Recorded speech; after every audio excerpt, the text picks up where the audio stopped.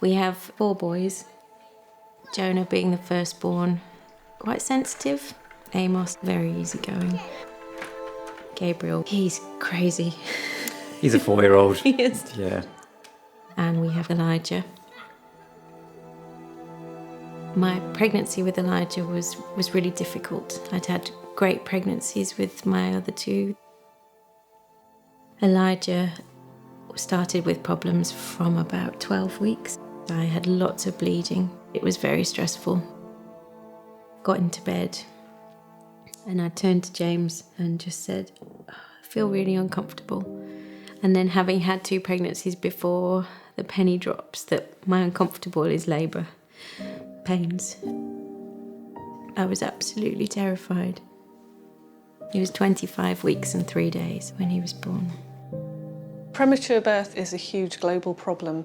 Over 15 million babies will be born prematurely a year, and that in the UK equates to about 61,000 babies being born prematurely, and of those, about 1,000 will die. He was in an incubator with UV lighting because his skin was so delicate. He was fed through his bloodstream.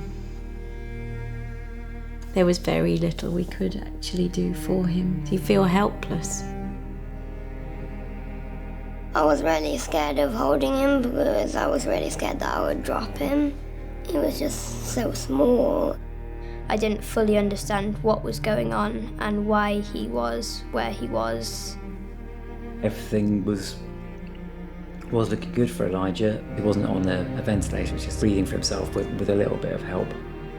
He seemed to be doing really, really well.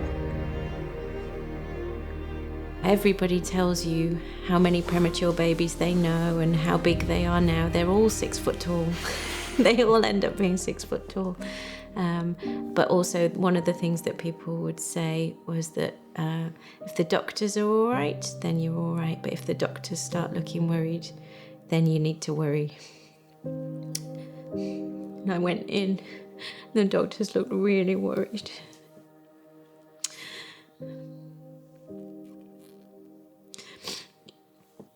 Elijah just had a routine head scan, which had basically showed that his brain had been starved of oxygen, and so he just had a massive brain damage.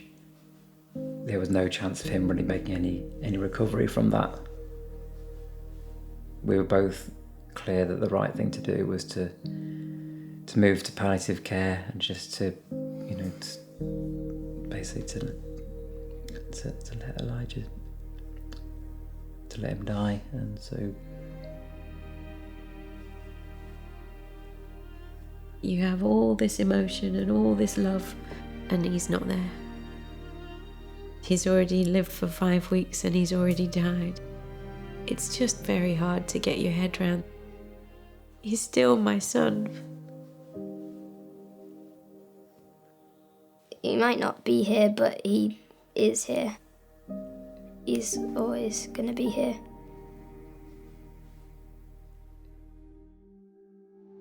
At the moment, if a woman comes to us as a first-time mother, we cannot predict or identify whether she's going to have a preterm birth at all. We only become aware of them when they turn up in labour ward in labour. And at that point, we can do very little to improve the outcome of the baby. The research we're doing should hopefully identify the mechanisms that are causing preterm birth. One of the major causes is the evidence of mild infection in the reproductive tract. So what we're trying to do is develop a non-invasive test, and this is a bit like the test that you would have if you were having a smear test for cervical cancer. We can take the swab and get a result there and then and be able to reassure the woman about her risk of preterm birth, and we have various interventions that we can give if necessary. we never kind of really understood why Elijah came early and whether anything could have been done earlier on to perhaps help. So we thought, let's raise money for Action Medical Research.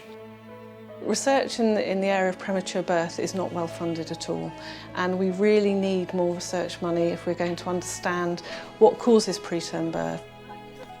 I can't explain the impact of the loss of one of our children, and the boys are living without their little brother. The pain doesn't go away, but you adjust to this new life. By funding the research, it gives hope to families.